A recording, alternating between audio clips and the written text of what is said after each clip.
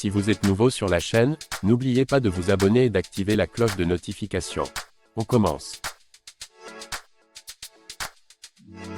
Tandis que Francis Ngannou est en pleine opération promotionnelle en marge de sa signature au PFL, un certain Jon Jones est sorti du bois sans prévenir pour réagir à la nouvelle. Et autant vous le dire clairement, Bones a sorti la sulfateuse, avec plusieurs missiles téléguidés en direction du Predator. C'est clair et net, Francis Ngannou versus Jon Jones, c'est le combat poids lourd de rêve des suiveurs de MMA depuis de nombreux mois, voire de nombreuses années. Seulement voilà, c'est le départ fracassant du Camerounais de l'UFC qui a permis à l'Américain de retrouver son trône, en terrassant Cyril Gane à l'UFC 285. Les deux hommes s'étaient échangés quelques amabilités sur les réseaux sociaux, mais rien de plus. Pour Ngannou, c'en est fini de la fédération de Dana White. Jon Jones brise le silence et carbonise Francis Ngannou.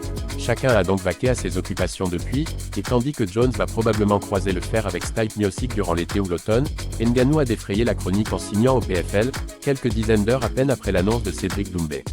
Sauf que Bones n'a pas vraiment aimé les déclarations du Predator en marge de cette signature. Dans une série de tweets aussi inattendus qu'explosives, l'actuel champion du monde poids lourd de l'UFC a tout simplement massacré Ngannou. Jugez plutôt, tu oses te définir comme l'homme le plus dangereux du monde depuis la rue d'en face. Lol, le gars a gagné un Super Bowl, est parti dans une ligue professionnelle de moindre niveau, et maintenant il se dit meilleur que Tom Brady, considéré comme le GOAT du foot US, NDLR. C'est l'impression que ça me donne là tout de suite. Jones, t'as remarqué aussi, il ne disait pas qu'il était le mec le plus dangereux du monde quand il était encore agent libre. Il a signé en se cachant derrière une nouvelle organisation, et maintenant d'un coup ce serait le mec le plus flippant du monde. Comme si on ne l'avait pas vu abandonner dans la cage auparavant. Voilà des propos cash de la part de Jones, pourtant pas forcément réputé pour être le plus expansif.